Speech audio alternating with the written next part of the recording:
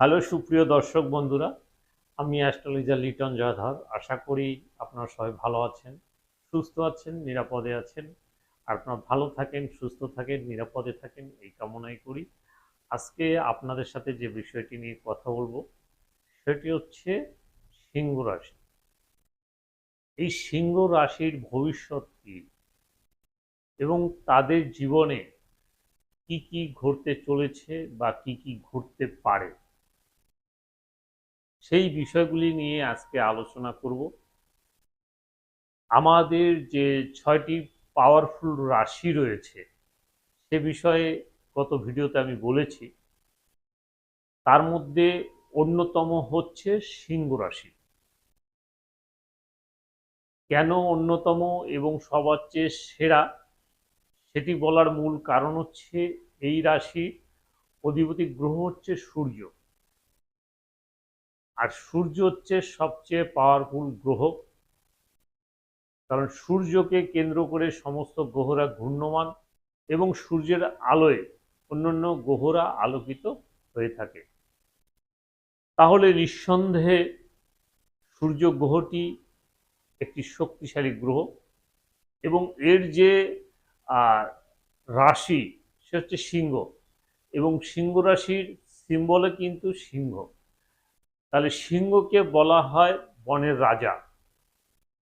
তার মানে আপনার যদি সিংহ রাশি হয়ে থাকে তাহলে অবশ্যই আপনি রাজা এবং শ্রেষ্ঠ। অর্থাৎ আপনার ভিতর থাকবে নেতৃত্ব, শ্রেষ্ঠত্ব, কর্তৃত্ব, এগুলো আপনার ভিতরে থাকবে। আপনার লিডারশিপ থাকবে, আপনার কেরিয়ার উন্নতি হবে। অর্থাৎ মান সম্মান, সুনাম, যশ, প্রতিষ্ঠা, সম্মান, প্রতিপত্তি যা কিছু আছে সমস্ত কিছু আপনি লাভ করতে পারবেন যদি আপনার সিংহ রাশি হয়ে থাকে। এর পিছনে আরও যেটি কারণ রয়েছে, যে সিংহ রাশিতে কিন্তু রাজযোগ হয়ে থাকে। তা সেটি আমি এখানে দেখাবো যে আপনার রাশিতে কোন গ্রহটি রাজযোগের ফল দিবে।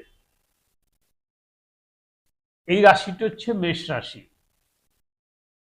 এই রাশি হচ্ছে বৃষ রাশি, এটি হচ্ছে মিথুন রাশি, এটি হচ্ছে কর্কট রাশি, তারপর হচ্ছে সিংহ, কন্যা, তুলা, বৃশ্চিক, তারপরে হচ্ছে আপনার ধনু, মকর,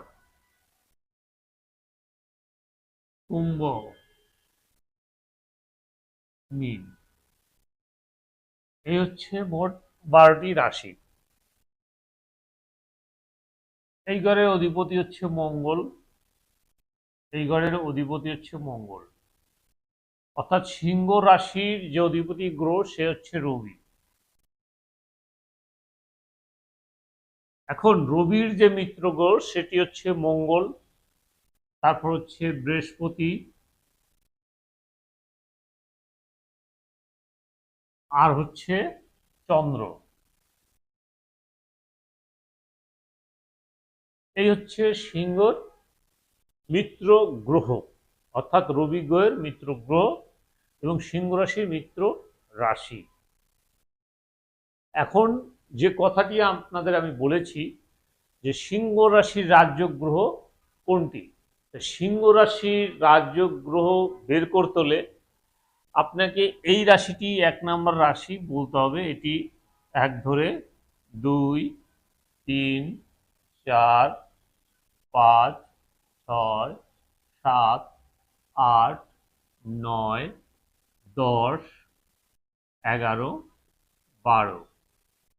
তো আমি বলেছি রাজযোগ যদি বিচার করতে হয় যে কোন গ্রহটি রাজযোগ হয়েছে, এখন সিংহ রাশির রাজযোগ বের করতে হলে তার মিত্র গ্রহকে দেখতে হবে। এখন সেই মিত্র গ্রহ রয়েছে মঙ্গল, বৃহস্পতি এবং চন্দ্র। এখন চন্দ্র হচ্ছে একটি ঘর, বৃহস্পতির 2টি ঘর এবং মঙ্গলের 2টি ঘর। এখন এখানে শর্ত যেটি রয়েছে বা সূত্র যেটি রয়েছে সেটি হচ্ছে কেন্দ্র এবং কোণ। অর্থাৎ আমাদের যে সূত্র রয়েছে, সূত্রর মূল বিষয় হচ্ছে একটি কেন্দ্র এবং একটি কোণ পেতে হবে, এবং একটি কোণ একটি কেন্দ্র যে গ্রহটি পাবে সেই গ্রহটি রাজযোগের ফল দেবে। তাহলে সিংহ রাশির ক্ষেত্রে আমরা এখানে দেখতে পাই যে মঙ্গল হচ্ছে চতুর্থপতি এবং নবমপতি, অর্থাৎ চতুর্থ হচ্ছে কেন্দ্র এবং নবম হচ্ছে কোণ। রবি গ্রহের মিত্র গ্রহ হচ্ছে বৃহস্পতি, সেখানে বৃহস্পতিকে আমরা দেখছি সে পঞ্চম, অর্থাৎ কোণ হয়েছে কিন্তু কেন্দ্র হয়নি, কারণ এটি অষ্টমপতি। তাহলে আর চন্দ্রের তো একটি মাত্র ঘর বা একটি মাত্র রাশি, তার নিজ রাশি। এখন এখানে সিংহ রাশির ক্ষেত্রে মঙ্গল হচ্ছে রাজযোগকারী গ্রহ, অর্থাৎ এই মঙ্গলই তার জীবনে রাজযোগের ফল দেবে। যখন তার দশা অন্তর্দশা আসবে, অর্থাৎ মঙ্গলের দশা অন্তর্দশা প্রত্যন্তর দশা যখন আসবে, বা মঙ্গলটা যখন উচ্চস্থ হবে, সক্ষেত্রস্থ হবে বা কোণে কেন্দ্রে যাবে, তখন সে জীবনে সাফল্য লাভ করতে পারবে এবং জীবনে অনেক বড় হতে পারবে, উপরে উঠতে পারবে। অর্থাৎ তার যে সাফল্য, সে সাফল্য কেউ আটকে রাখতে পারবে না। আজকে সে যে অবস্থায় থাকুক না কেন, টুডে অর টুমোরো সে তার লক্ষ্যে সে পৌঁছাতে পারবে। অর্থাৎ সে কিন্তু একটি লিডার, সে বড় ধরনের একজন লিডার সে হতে পারবে, এবং তার নেতৃত্ব, তার শ্রেষ্ঠত্ব তার অনেক বেশি থাকবে। তার মঙ্গল কিন্তু দেব সেনাপতি আর সিংহ হচ্ছে রাজা, তাহলে তার নেতৃত্ব কিন্তু সবাই গ্রহণ করবে এবং তাকে সবাই ভয় করবে এবং মান্য করবে। সুতরাং আপনার যদি সিংহ রাশি হয়, তাহলে আপনি নিশ্চিত থাকেন অবশ্যই আপনি আপনার জীবনে সফলতা লাভ করতে পারবেন। তবে সেটি দেখতে গেলে আপনার এই ঘরে যে অধিপতি গ্রহ রবি, সেটিও কিন্তু দেখতে হবে যে সে কোন ঘরে আছে এবং কি অবস্থায় আছে। সে যদি তার বন্ধু ঘরে থাকে বা মিত্র ঘরে থাকে আপনার জন্মের সময়, তাহলে অবশ্যই আপনি শুভ ফল লাভ করতে পারবেন।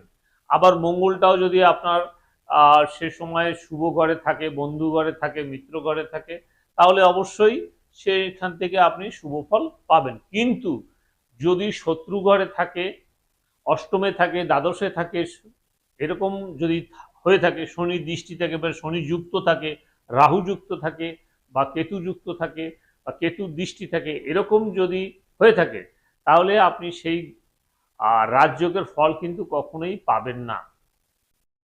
আপনি যতই আপনার রাজযোগ